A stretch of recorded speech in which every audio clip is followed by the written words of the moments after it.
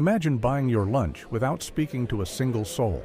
No waiter, no one to take your order, no menu to read even, just a wall, a long wall of small glass doors, each one about the size of your hand, and behind every little window, a single dish of food. Waiting. You want the apple pie. You can see the apple pie. It is right there, behind the glass. So you drop a nickel into a slot. You turn a small chrome knob, and the little door swings open into your hand. The pie is yours, and you never said a word. That was the Automat, and for the better part of a century, it was one of the most beloved places to eat in all of America. I know how it sounds, like something out of a dream or a movie set. But it was real, it ran for decades, and it was so far ahead of its time that, in some ways, we are arguably still trying to catch back up to it. Let me tell you how it came to be. Because two men built this, and they built it on purpose. Their names were Joseph Horn and Frank Hardart. And in 1902 in Philadelphia, on Chestnut Street, they opened the very first one in this country. The idea itself they had borrowed from Germany, where a version of the coin-operated restaurant already existed. But Horn and Hardart took that idea, and they rebuilt it in American marble, bigger, grander, and aimed squarely at the ordinary working person out on the street. The early ones were a genuine wonder just to walk into. Polished marble, gleaming brass everywhere you looked, long, bright halls that felt almost like a bank, or a small temple, except a temple where a hungry man could eat for a handful of coins. 10 years after Philadelphia, they brought it to New York, Times Square, 1912. And the city took to it like nothing before it. You have to understand what New York was in that moment. Packed, fast, full of people with very little money and even less time. The Automat fit that city the way a key fits a lock. Now, before I take you inside for the morning rush, and I promise that it is worth seeing, let me say one quick thing. If you find these forgotten places as fascinating as I do, the kindest thing you could do for an old storyteller is tap that subscribe button. I dig these stories up one at a time. Some of them, almost nobody else is telling anymore. So if you would like to keep them coming, tap that subscribe button. And then, come with me. Let's go stand in the Marble Hall. The first thing most people came for was the coffee. And the coffee in the New York stores often poured from a spout shaped like a dolphin's head. A small, gleaming brass thing built right into the marble. A nickel. And the coffee ran fresh into your cup. Never stewed, never sitting. The company had a strict rule about it. No pot of coffee could sit for more than a short while before it was poured out and made new. For years, it was widely considered the best cheap cup of coffee in the whole city. And a poor man and a rich man drank it standing at the very same brass rail. That detail matters more than it looks. Hold on to it for me. Down the Great Wall ran the rows of little glass doors, and behind them, real food. Cooked that very morning in a real kitchen hidden away behind the wall. Sandwiches, pies, baked beans, macaroni and cheese, creamed spinach, rice pudding, a hot plate of the day. You moved along the wall. You looked. You chose. You changed your nickels at a booth where a woman sat behind the marble. And she counted out your coins so fast that her fingers seemed to blur. Those women were a legend in their own right. They never miscounted. They never gave you bills, only nickels. And they could push the exact change across the marble without ever appearing to look down. And the food behind those little doors was not an afterthought either. This is the thing people miss. It was cooked fresh, on the premises, in real kitchens. The company was almost fussy about it. The coffee made new every few minutes. The pies baked daily. The creamed spinach and the macaroni that people still talk about with a faraway look in their eyes. It was good food, honest food, sold cheap and made with care. That combination is rarer than it sounds. And then you sat at a marble table to eat. Now here is the thing that made the Automat truly remarkable. And it was not the machinery, it was the room.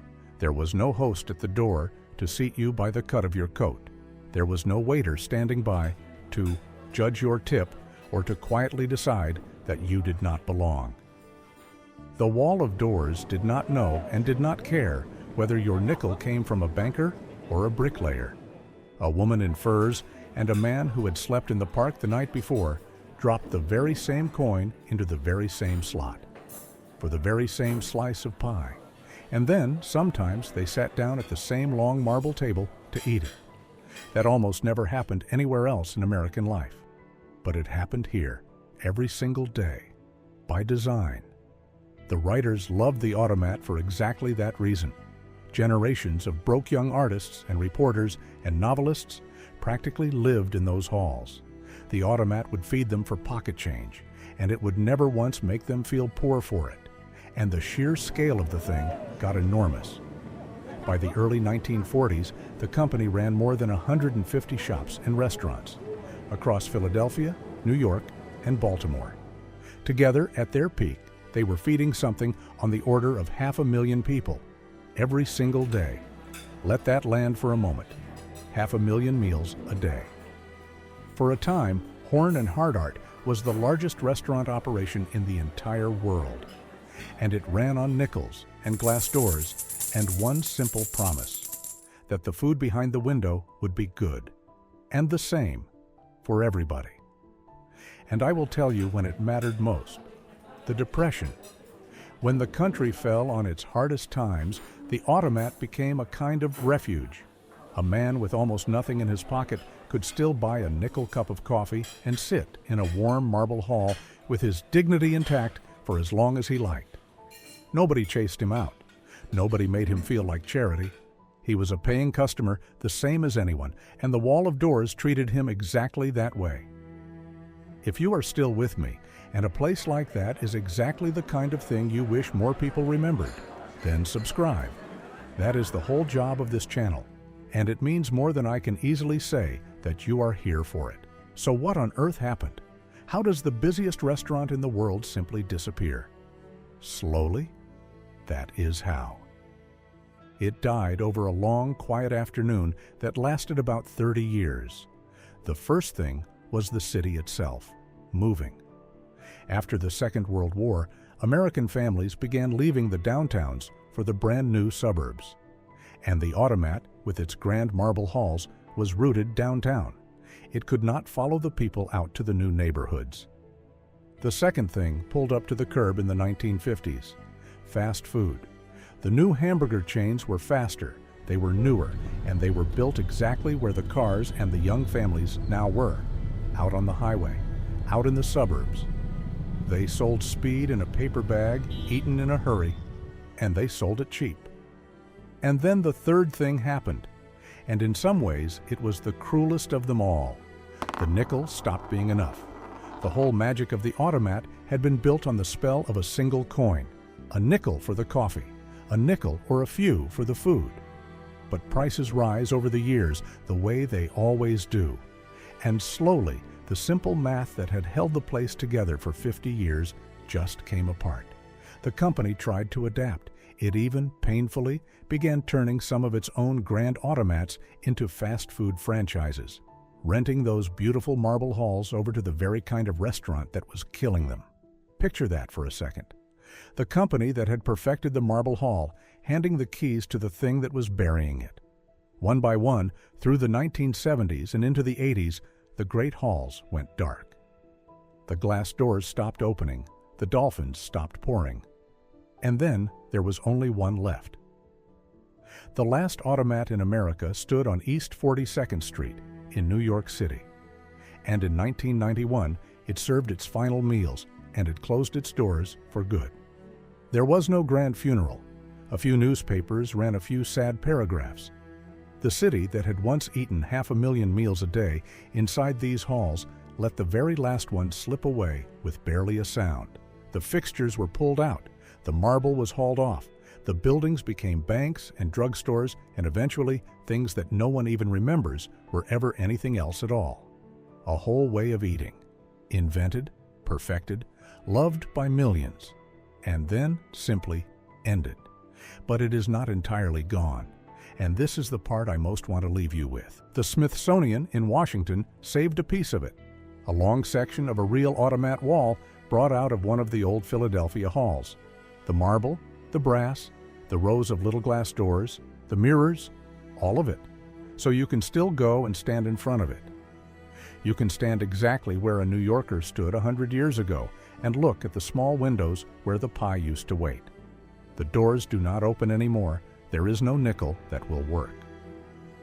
But it is there, the most efficient restaurant the country ever built, kept safe behind glass of its own now.